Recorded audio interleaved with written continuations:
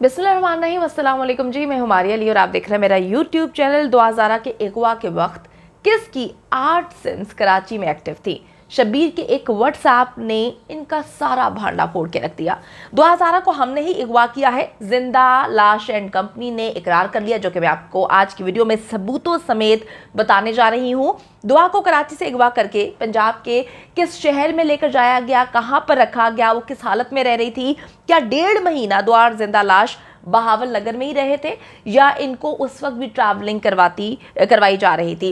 तो video important है, आखिर तक ज़रूर देखिएगा, क्योंकि कहते हैं ना कि जब आप ज़्यादा बोलते हैं, ज़्यादा झूठ बोलते हैं, तो आपको अपने झूठ याद नहीं रहते और बार बार इतनी बकवास करने से आपकी बकवास के अंदर से ही सच जो है वो निकल कर बाहर आना शुरू हो जाता है। तो वीडियो बड़ी इंपॉर्टेंट है, आखिर तक ज़रूर देखिएगा।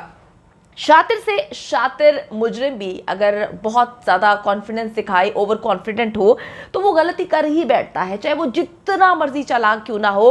कहीं ना कहीं उससे ऐसी गलती हो जाती है जो बाद में उसका भांडा फोड़ती है और जो बाद में उसको पकड़वा देती है। जिंदा लाश एंड कंपनी ने 2011 के अगवा में इस्तेमाल होने वाले तमाम मोबाइल्स को बंद कर दिया था। इनको ऐसा लग रहा था कि हम मोबाइल बंद कर देंगे तो सारे मामला जो है वो सही हो जाएंगे, और वो उस तरह चल भी रहे थे जिस तरह से ये लोग चलाने की कोशिश कर रहे थे। लेकिन शब्बीर के एक व्हाट्सएप नंबर ने इनका बेड़ा गर्क करके रख दिया। मैंने वही बात आपको बोली कि जितना ये लोग ओवर कॉन्फिडेंट बन रहे थे, सारा का सारा इनका नेटवर्क जो है उसी में ये लोग बेपनाह गलतियां करते हैं, और मेरी आज की वीडियो इस पर ही मुश्तमिल है।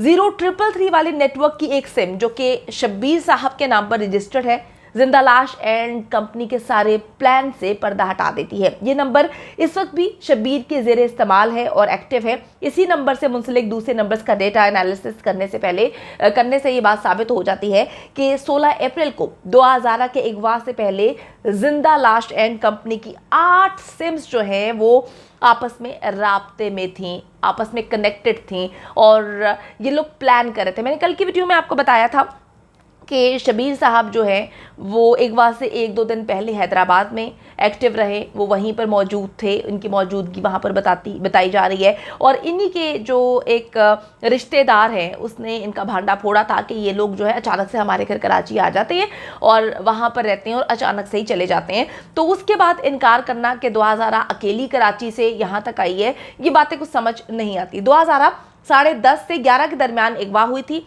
और उसे गाड़ी में डाल के पंजाब के इलाके बहावल नगर चिश्तिया में ले जाया जाता है। 51 दिन के बाद जब 2011 को पुलिस से बाजियाब कराया तो जिंदा लाश और दुआ जो है वो उसी इलाके में मौजूद थी, वहीं पर रह रही थी, वहीं पर जो है उनको वहां से बाजियाब कराया जाता है। जिंदा लाश एंड कंपनी ने बहुत चालाकी दिखाई।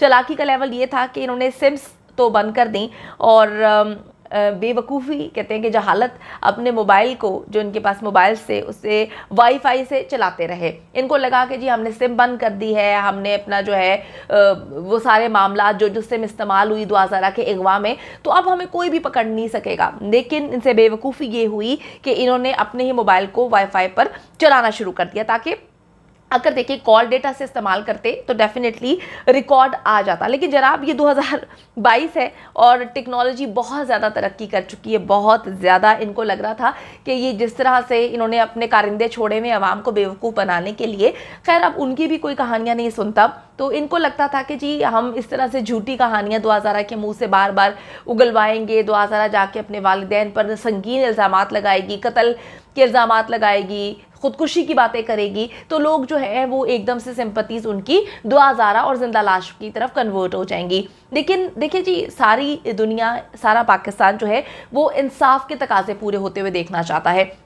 इंसाफ क्या है, सच क्या है, उसका साथ देता है। तो इनकी बेवकूफ़ियाँ जो हैं वो इन्हीं के सामने आ गई। अगर पुलिस चाहती तो 2 दिन में ये केस जो है वो सॉल्व हो चुका होता, सुलझा देती और मुजरिम को सलाखों के पीछे कर देती। लेकिन पुलिस ने ये काम नहीं किया।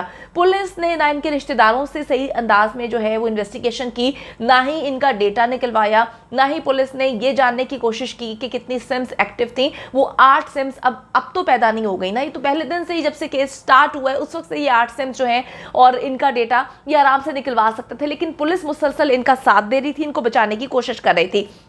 लेकिन अब शवाहिद जो है वो सामने आने के बाद जिंदा लाश एंड कंपनी भी इकरार करने पर मजबूर हो चुकी है कि वो दुआ ज़ारा के अगवा में मुलव्वस हैं। दुआ ज़ारा खुद कराची से लाहौर नहीं आती। इनके ऑफिशियल जो रिप्रेजेंटेटिव्स हैं उनकी आखिरी जो लाइव सेशन आप उसको मुलाहिजा कीजिएगा, उसके 21वें मिनट में उन्होंने खुद ही इकरार किया है कि जिंदा लाश कराची गया था और वहीं से वो दुआ ज़ारा को लेकर आया था। फिर आपको बताती चलूं कि इनका आखिरी लाइव सेशन जिसके 21वें मिनट में उन्होंने खुद ही इकरार कर दिया है कि जिंदा लाश कराची गया था और दुआ ज़ारा को लेकर आया है। फिर उस पर ढिटाई का इनका आलम चेक करने के कहते हैं जी कोई बात नहीं, अगर जो है ज़हीर साहब भी दुआ को लेकर आए हैं तो कोई मसला नहीं है। मसला कैसे नहीं है, बच्ची माइनर है, बच्ची माइनर है, बच्ची के बयान की स्टेटमेंट की कोई वर्थ नहीं। और बच्ची जो माइनर होती है, जो भी बच्चा माइनर होता है उसको आप वर्गला कर जब लेकर आते हैं तो वो अगवा ही किया जाता है, वो अगवा ही कंसीडर किया जाता है। उसको आप ये नहीं बोल सकते कि जो है वो बच्ची अपनी मर्जी से आई है। तो इसका मतलब ये है कि हमारे घरों में जो 14-15 साल के बच्चे हैं, 13-14-15-16-17 साल के बच्चे हैं, उनको कोई वर्गलाता है और वो चले जाते हैं, उसके बाद जाके स्टेटमेंट देते हैं, चाहे किसी भी तनाजुर में उनसे स्टेटमेंट दिलवाया जाए, चाहे उनकी किसी किस्म की गलत किस्म की वीडियोस बना के रखा हो या उनको मारने की धमकी हो, कुछ भी, तो क्या उनकी बात की वर्थ होगी? क्या उनकी स्टेटमेंट की हमारे पाकिस्तान का कानून कोई जो है वो अहमियत देता है? बच्चा जब माइनर होता है तो डेफिनेटली वो अगवा ही तस्वुर किया जाता है और जिंदा लाश ने उसको अगवा ही किया है।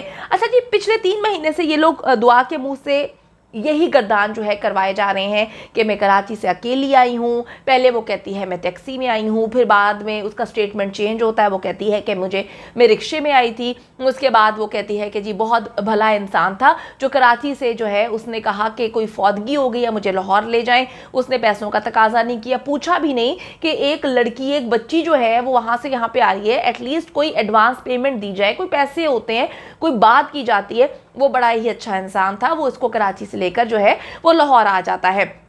और अजीब बात यह है कि अब जाके लेटेस्ट इंटरव्यूज़ में ये कहानी भी सुनाना शुरू कर दी है कि मेरे पास 300 पॉकेट मनी थी जो मैंने रिक्शे वाले को दी। वो जैसे जैसे टाइम आगे गुजरता जा रहा है वैसे वैसे जो है वो स्टेटमेंट्स चेंज होती जा रही हैं। फिर ये कहानी आप सबको पता है कि जी पंजाब यूनिवर्सिटी में आए और पंजाब यूनिवर्सिटी में अंदर जो है संडे वाले दिन उनको बड़े आराम से एक अनजान टैक्सी को अंदर जाने भी दिया और जो रिहायशी इलाका है वहाँ पर जाने दिया। तो ये तो पंजाब यूनिवर्सिटी की क्रेडिबिलिटी पर भी बहुत सवालात उठाए जा रहे हैं कि पंजाब यूनिवर्सिटी में सिक्योरिटी जो कि हम लोग जानते हैं बहुत अच्छी है, ये लोग अपने मुंह से ये बात बोल रहे हैं कि पंजाब यूनिवर्सिटी की सिक्योरिटी ऐसी थी कि दुआ ज़ारा को उन्होंने अंदर जाने भी दिया और दुआ ज़ारा को वहाँ पर लड़कियाँ भी नज़र आ जाती हैं, दुआ ज़ारा उनसे फ़ोन भी लेती है, मोबाइल लेकर कॉल भी करती है। तो ये आखिर तक ये ड्रामेबाजियाँ जो है वो चलती आ रही हैं। और मैं आपको ये भी बताती चलूँ कि जो आखिरी इनके इंटरव्यूज़ थे उस तक तो इन्होंने यही बकवासियात और कहानियाँ सुनाई थी। इंशाल्लाह ताला जी बहुत जल्द इनकी कराची में मौजूदगी की CCTV फुटेजेस जो है वो भी मंजर आम पर आने वाली हैं, जिससे इन जो झूठे हैं इनके तमाम पर्दे फाश हो जाएंगे। जितना झूठ बोल लें, जितना मर्जी झूठ बोल लें, अब इस पर बनता क्या कहे कि कुरान उठा के जो लोग झूठ बोल लेते हैं उसका तो फिर इंसान कुछ भी नहीं कर सकता ना, वो तो फिर कुछ भी कर सकते हैं। अल्लाह ताला जी सबको हिदायत दे, सही पर चलने की हिदायत दे और तलकीन अता फरमाए। लोगों पर जो है गंदे इल्ज़ामात लगाने से परहेज करें, सच का साथ दे, जो सच है उसको आपको आगे चल के मानना ही पड़ेगा, तो अभी मान लें तो बेहतर होगा।